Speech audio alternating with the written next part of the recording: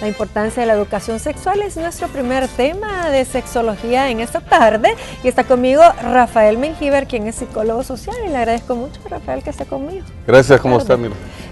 Feliz, bien acompañado, por supuesto. Yo más, entonces. Bueno, hablemos de sexualidad. En nuestro país pues siempre es tabú hablar de sexo, pero sin embargo nosotros por eso hemos creado esta sección, porque creemos importante la educación sexual. Es parte del ser humano. Bueno, es tan integral la sexualidad, que yo cuando doy mis charlas les digo, es tan hermosa la sexualidad, que sirve para procrear nuestra propia familia. Es decir, no es el sexo como tal un apareamiento, sino la sexualidad nos genera nuestras futuras generaciones. O sea, nuestros códigos genéticos van inmersos, parte de nuestra personalidad, nuestra identidad sexual, género y todo lo que ahora se conoce. Entonces, para mí la educación sexual es quizás lo más elemental de lo cual se debe de hablar desde tempranas edades.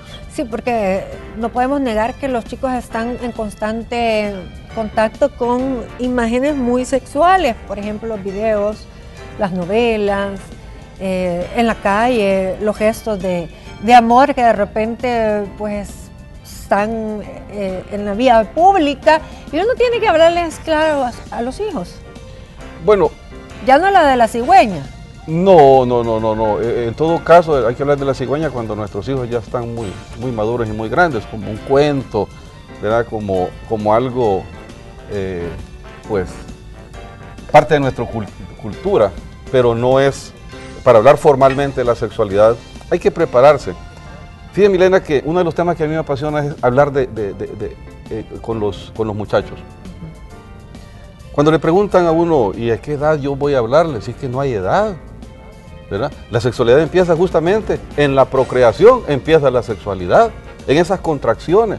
Lo que pasa es que ha sido tan difícil y sigue siendo un tabú, sigue siendo un mito, ¿verdad? Hablar del tema sexual. Entonces, los muchachos tienen relaciones sexuales, pero a la hora de tocar el tema de la sexualidad, hay un problema serio. No, usted dice que mientras más temprano mejor. Por ejemplo, yo creo que de acuerdo a las preguntas que te hacen los hijos, porque las primeras preguntas, al papá, porque tú eres diferente, digamos una niña, a lo que yo tengo, porque yo soy igual que mamá. Es decir, esas son como las primeras impresiones de los niños cuando empiezan a analizar que los cuerpos son distintos. Correcto, pero estamos hablando entonces de niños 5, 6, 7, 8 años, que empiezan con esas interrogantes, con esas maneras de curiosidades. Pero hoy en día, posiblemente un niño de 9 años ya vio en Facebook otros temas relacionados, y ya ni tan siquiera le quiere preguntar a sus padres, ni a sus hermanos, ni a sus tíos, qué es el tema de la sexualidad. Es decir, voy a contar a manera de la realidad, al menos de la que yo conozco, que es nuestra realidad y mi realidad salvadoreña, ¿verdad? Sí. Estoy en el despacho de una amiga, y está Diego, su hijo, y somos muy amigos con Diego. Y yo le digo, prestaré la computadora a Diego, porque parecía muy aburrido. Es que me da miedo que Diego vea cosas que no son de su edad. Y le digo, entonces, baja la ventanita de lo que tú estás viendo en el monitor. Y estaba viendo todo un show, un espectáculo de mujeres semidesnudas. Entonces, ahí hay una contradicción, pero no hay cosa peor que la incoherencia a la hora de formar a nuestros hijos. O sea, Diego no puede ver esto, yo sí, pero ¿por qué? ¿Por qué no le explico? Entonces hay que acomodarse a la realidad infantil. Ahora hay... Y a la estimulación que tienen ellos. Por supuesto, y es que ahora hay dibujos, ahora hay diseños en internet para explicar la sexualidad a los menores. Es decir, no hay que esconderse para hablar de estos temas con nuestros hijos. Es elemental la formación sexual. Y de los riesgos que tiene también ya cuando estamos hablando de los adolescentes, porque por eso es que hay tanto embarazo en los adolescentes. Es que ahí viene el susto, ¿verdad?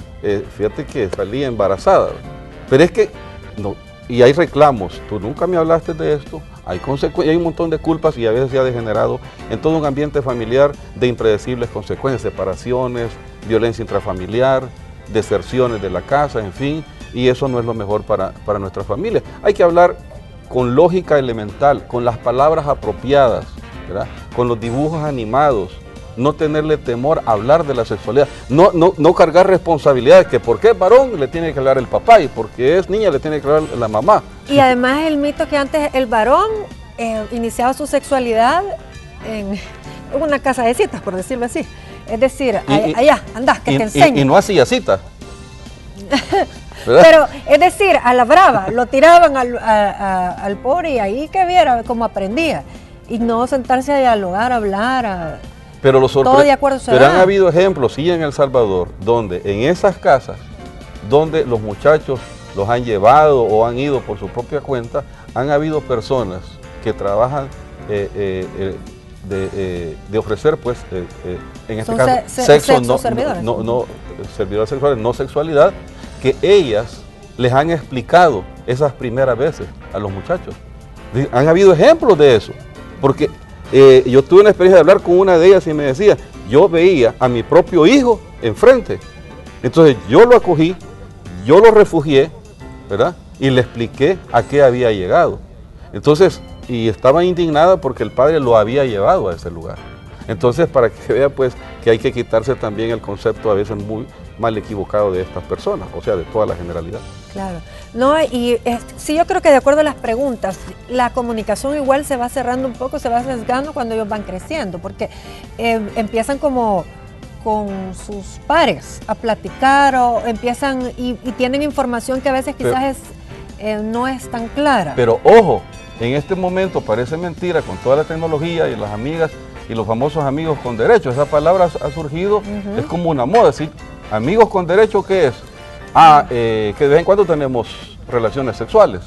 Y cuando le dicen nuestros adolescentes a los padres, es que tengo una amiga con derecho, que ya creían, se imaginaban que tiene derecho a irla a traer e irla a dejar. Cuando se dan cuenta que es el derecho que han adquirido mutuamente, se dan cuenta y pues ya se complican las cosas.